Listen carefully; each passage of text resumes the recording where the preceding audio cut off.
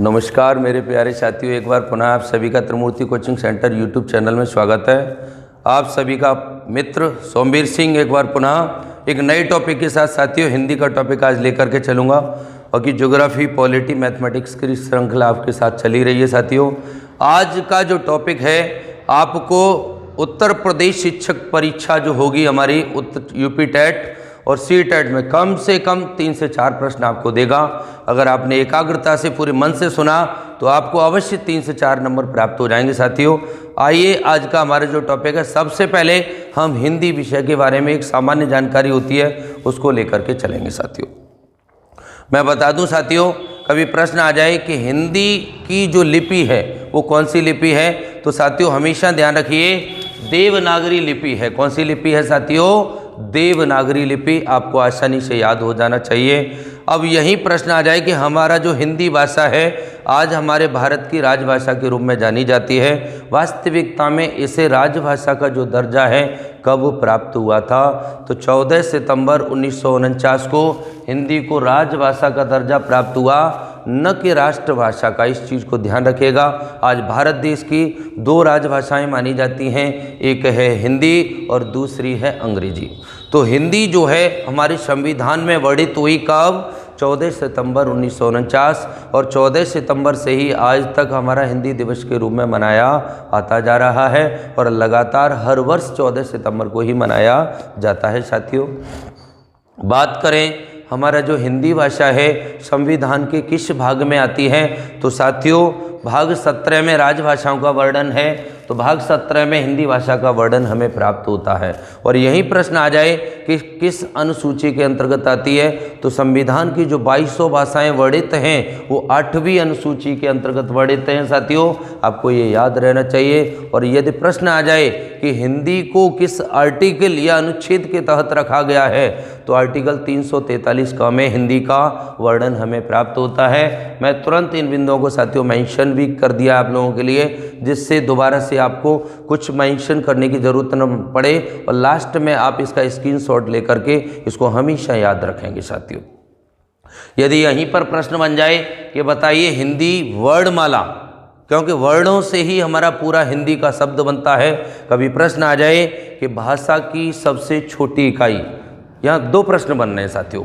भाषा की सबसे छोटी इकाई शब्द होती है, और यही शब्द आ जाए कि हिंदी की सबसे छोटी इकाई क्या है, तो वो ध्वनि या वर्ड होती है। ये दोनों प्रश्न आपको याद रखिएगा। साथियों यदि हम किसी भाषा को तैयार करते हैं तो वहाँ गद्य बनाएं, पद्य बनाएं, तो वहाँ शब्द का प्रयोग होता है। और यदि हम किसी भी हिंदी की भाषा को बोलेंगे तो उसकी सबसे छोटी इकाई क्या होगी?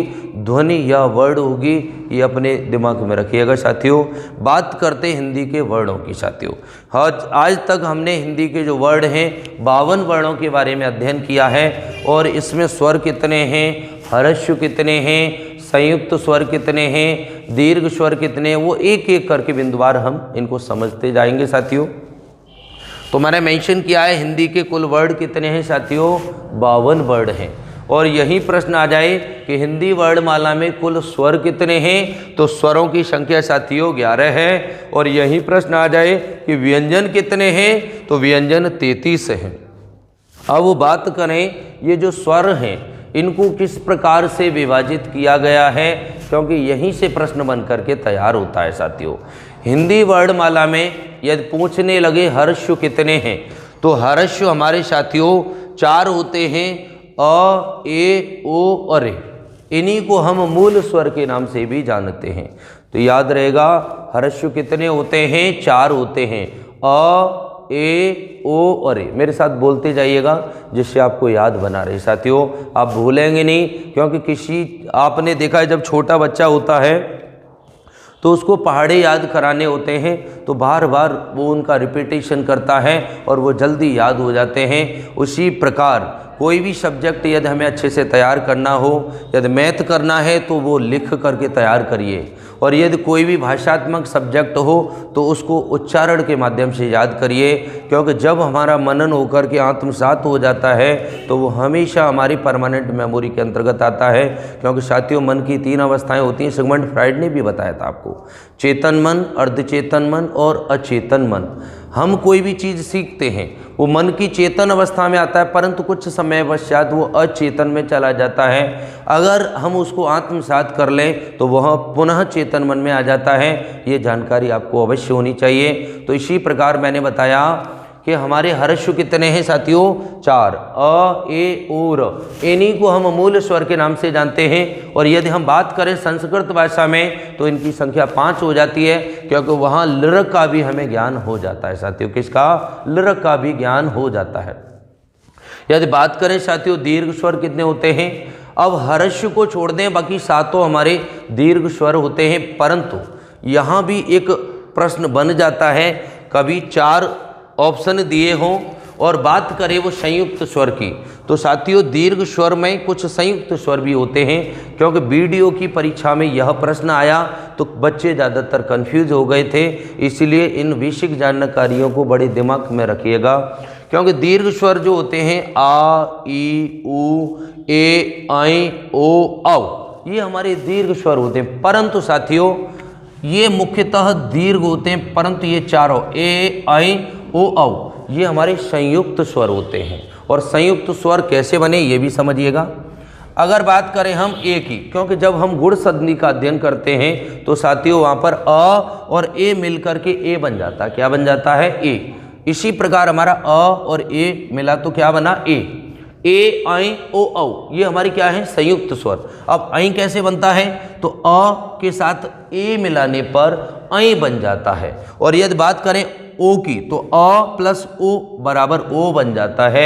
और यदि बात करें अ प्लस ओ बराबर औ बन जाता है। तो आपको साथियों याद हो गया होगा हर्ष कितने हुए हमारे? 4, अ, ए, ओ, रे। दीर्घ कितने हुए? आ, ई, ऊ, ए, ऐ, ओ, औ। और संयुक्त कितने हुए? 4, ए, ऐ, ओ, औ। तो इस प्रकार ये हमारा स्वरों का विभाजन हो गया साथियों। इसके साथ ही में उच्चारण जब हमारा जीव के भाव से होगा, यदि मुख के आधार पर होगा, तो ये बिंदु मैं आपको अभी बता दे रहा हूँ कि ये उच्चारण होता कैसे साथियों। जीव के हमारे जो भाग होते हैं, हमारा जीव है इसमें 3 भाग हैं। एक है अग्रभाग, एक है पश्च भाग और एक है आंतरिक, जिसे हम मध्य भाग के नाम से, अग्र, मध्य और पश्च भाग के नाम से जानते हैं साथियों। अब बात करें अग्र से क्या निकलता है, तो ए, ई, ए, ऐ, अर्थात अग्र भाग जो होता है ए, ई, ए, ऐ। आपने देखा अग्र भाग से ये ध्वनि निकल के आ रही है। पॉइंट क्लियर हो गया? ए, ई, ए, ऐ। और यदि बात करें मध्य भाग, तो मध्य भाग जो होता है उसमें हमारा पहला वर्ड अ होता है। क्या होता है? अ। जब हमने अ कहा तो ये मध्य भाग से निकलता है। और यदि पश्च की बात करें तो ओ। अब हमें देखो अपने आप ही पता चला, ओ, ऊ, ओ, औ। और ये है आ भी हमारा पश्च भाग से निकलता है। और ये आ जो है साथियों, ये आपने देखा जब डॉक्टर वर्ड लिखते हैं तो ऊपर हमारा ये लिखा होता है, यहाँ चंद्र बिंदी नहीं है, ये क्या? आगत वर्ड कहते हैं इसको। और हम इसको आगत स्वर के नाम से भी जानते हैं। ये प्रश्न बारीकी से परीक्षाओं में पूछता है साथियों। तो आपको याद हो गया, अग्र से ए, ई, ए, ऐ, मध्य से अ और पश्च से ओ, ऊ, ओ, औ, आ और आगत वर्ड आ। क्लियर हो गया? आइए साथियों बात करें मुख के आधार पर कैसे बनते हैं। तो मुख के आधार पर साथियों ये 4 प्रकार से होते हैं। एक होता है समृत, एक होता है अर्ध समृत, एक होता है अर्ध विव्रत और एक होता है विव्रत। अब ये होते क्या है साथियों ये भी समझिएगा। संस्कृत भाषा का अगर ज्ञान करेंगे तो संस्कृत भाषा का हमारा पिछला वीडियो आप देख सकते हैं, उसमें कुछ बिंदु आपको कॉन्सेप्ट पूरे क्लियर हो जाएंगे। यहाँ थोड़ा सा चेंज आ जाता है साथियों। बात कर रहे हैं हम समृत। अब इसको भी हमने मुख्य आधार पर 3 भागों में विभाजित किया है, अग्र, मध्य और पश्च। बात करें साथियों समृत, अग्र भाग में जो बोला जाता है वो है ए और ई। क्या बोला जाता है? ए और ई। मध्य में कुछ नहीं है, पश्च में ओ और ऊ होता है। पॉइंट क्लियर हो गया? ये किसके आधार पर चला? मुंह के आधार पर। अर्ध समृत, समृत का मतलब होता है जिसको बोलते समय हमारा मुंह बिल्कुल बंद रहे। अर्ध समृत का मतलब है हल्का सा खुले। अर्ध विव्रत का अर्थ होता है ज़्यादा खुल जाए, और विव्रत का मतलब पूरी तरीके से हमारा बिंदु क्लियर हो जाए। तो समृत में आ गया, अग्र में आता है ए, ई, पश्च, मध्य में कुछ नहीं, पश्च में ओ, ऊ। और यदि बात करें अर्ध समृत में, तो अर्ध समृत में आता है ए खाली और पश्चिम में आता है ओ। और यदि बात करें अर्धविव्रत में तो ये आता है ऐ, मध्य में अ, ओ, ये है हमारा औ, और ये है आगत स्वर, और ये है आ किस में आता है? हमारा विव्रत में आता है, वो भी पश्चिम में। तो इस प्रकार ये याद रखिएगा साथियों। मैं आपको एक सीक्वेंस कराने से पहले कुछ और बेसिक जानकारियां करा दूं साथियों। मैंने मेंशन किया है व्यंजन, ये तो हमारा स्वर से कंप्लीट विवरण हमें प्राप्त हो चुका है साथियों। बात करें हम व्यंजन की, तो व्यंजन मैंने बताया 33 होते हैं। अब इनका विभाजन किस प्रकार हुआ है वो भी मैं आपको बता दूं साथियों। व्यंजन जो होते हैं उसमें अंतस्थ व्यंजन होते हैं, जिनको हम अर्ध स्वर के नाम से भी जानते हैं। ये बिंदु भी याद रखिएगा साथियों। मैंने एक पॉइंट मेंशन किया होगा, यहाँ अर्ध स्वर लिखा हुआ है। तो अंतस्थ व्यंजन जो होते हैं ये य, व, र, ल, य, व, र, ल। कभी प्रश्न आ जाए कि अंतस्थ व्यंजन कितने होते हैं? 4। कौन कौन से होते हैं? य, व, र, ल। ऑप्शन में दिया होगा, यदि 3 इनमें से हो और एक अलग हो तो आप तुरंत पहचान करेंगे। बोलिए य, व, रल।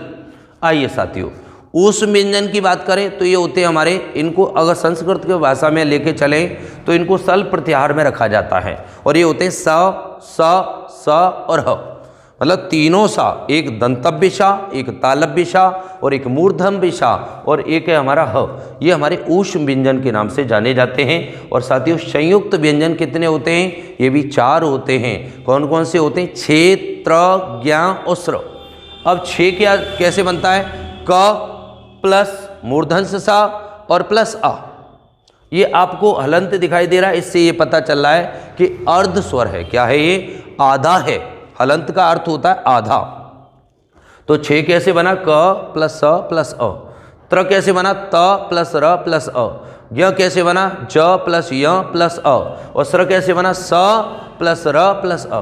तो इस प्रकार ये हमारी संयुक्त व्यंजन बन जाते हैं। और बात करें साथियों स्पर्श व्यंजन, तो स्पर्श व्यंजन साथियों 25 होते हैं, जो कि हमारे मुख, जीभ, ओष्ठ, नासिका, इनके कहीं ना कहीं स्पर्श से निकल करके आते हैं। तो इनको हमने क से मा तक रखा है और 5 वर्णों में तैयार कर दिया है साथियों। बड़ा सिंपल लॉजिक है, समझिएगा। मैंने कहा कचट तप, एक साधु थे, उनको अचानक कचट हो गया और वो तप करने के लिए चले गए। कहाँ क्या हो गया उनको? जैसे हम कहते कब्ज हो गया, तो हमने कहा कचट हो गया। और कहाँ चले गए? तप करने के लिए। और जब उन्होंने तप किया तो उनके मुंह से निकला कतामूदओ। क्या निकला? कतामूदओ। अर्थात समझिएगा, क की बात करें तो इसमें आता है क, ख, ग, घ, ङ। च वर्ड में आ जाए तो च, छ, ज, झ, य। ट वर्ग में आ जाए तो ट, ठ, ड, ढ, ण। त वर्ग में आ जाए तो त, थ, द, ध, न। और प वर्ग में आ जाए तो प, फ, ब, भ, म। बिंदु क्लियर है? बड़ा सिंपल है, वर्णमाला है। छोटे बच्चे भी याद करते हैं और आप भी तैयार करिए, जिससे आसानी से तैयार हो जाए। अब बात करते हैं साथियों, ये जो क वर्ग है ये कहाँ से बोला जाता है? मैंने लॉजिक बताया, कतामूदओ। क से कंठ, ता से तालु, द से दंत, मा से मूर्धा और ओ से ओष्ठ। तो ये लॉजिक भी याद रखिएगा। तो क वर्ग के जितने भी वर्ण हैं ये सब कंठ से बोले जाते हैं। च वर्ग के जो वर्ण हैं सभी तालु से बोले जाते हैं। और ट वर्ग के जो वर्ण हैं सभी मूर्धा से बोले जाते हैं। त वर्ग के जो वर्ण हैं ये सभी दंत से बोले जाते हैं। और साथियों प वर्ग के जो वर्ण हैं ये सभी ओष्ठ से बोले जाते हैं। इनको अब याद करने का जो मैं आपको तरीका बताने जा रहा हूँ, जीवन में कभी नहीं भूलेंगे। याद रखिए साथियों, उच्चारण का तरीका मैंने यहाँ मेंशन किया है। समझिए ये क्या है। मैंने कहा पहला मैंने बताया अकुह विसर्जनीयाम कंठा। अब समझिए है क्या ये? अ का मतलब आ। क्या कहा मैंने? आ। को का मतलब है पूरा का पूरा क वर्ग, जिसमें क, ख, ङ, ङ। ह का मतलब है ह, और ये विसर्ग चिन्ह ये सभी कंठ से बोले जाते हैं। पॉइंट क्लियर हो गया साथियों? आ, क वर्ग, ह और विसर्ग चिन्ह वाला जो हमारा हम कहते हैं अंग है। अंग का मतलब होता है अनुस्वार। मैंने कहीं मेंशन भी किया होगा साथियों। अंग का मतलब है अनुस्वार और घ का मतलब है विसर्ग। इनको साथियों हम अयोगवाह स्वर के नाम से भी जानते हैं। और 2 उच्छिष्ट व्यंजन में, ये भी याद रखिएगा, ड़ और ढ़। टोटल 52 वर्ण हैं। तो मैंने पहला बिंदु कहा अकुह विसर्जनीयाम कंठा, आ कवर्ग, ह विसर्ग चिन्ह, ये सभी कहाँ से बोले गए? कंठ से बोले गए। और आपने देखा ये अंग जो है, ये पंचमा अक्षर जिसे हम कहते हैं यम गणना नाम नासिका, वास्तविकता में ये सभी वर्ण नासिका से बोले जाते हैं। परंतु एक बिंदु भी याद रखिएगा, मैंने कहा कि कवर्ग और ये है नासिका, तो ये कंठ और नासिका से भी बोला जाता है। ये भी आपको प्रश्न याद रहना चाहिए। ये आ जाए च वर्ग, ये तालु, मैंने कहा यम गणना नाम नासिका, तो ये जो य है तालु और नासिका से भी बोली जाता है। बड़ा सीक्वेंसिंग है, इनको याद रखिएगा। दूसरा मैंने कहा साथियों इचु यशा नाम तालु। इचु यशा नाम तालु का अर्थ होता है कि ई और पूरा च वर्ग, ये सा और ना जो है ये हमारा तालु से बोला जाता है। किससे बोला जाता है? तालु से। मैंने कहा ऋतु रसाणाम मूर्धा। ऋतु रसाणाम मूर्धा का अर्थ है कि ऋषि वाला र, पूरा ट वर्ग और ये मूर्धन्स सा, ये सभी मूर्धा से बोले जाते हैं। और साथियों लरतुलशानाम दंता, क्या है? लरतुलशानाम दंता, अर्थात लर त वर्ग और ये स, ये सभी दंत से बोले जाते हैं। और मैंने अगला लिखा है साथियों उपध्वनिया नाम ओष्ठा, ओ ऊ, और इसके अलावा जो ध्वनि आ रही है हमारा प वर्ग की, प वर्ग जो पूरा हमारा लिखा हुआ है, ये सभी ओष्ठ से बोले जाते हैं। किससे बोले जाते हैं? ओष्ठ से।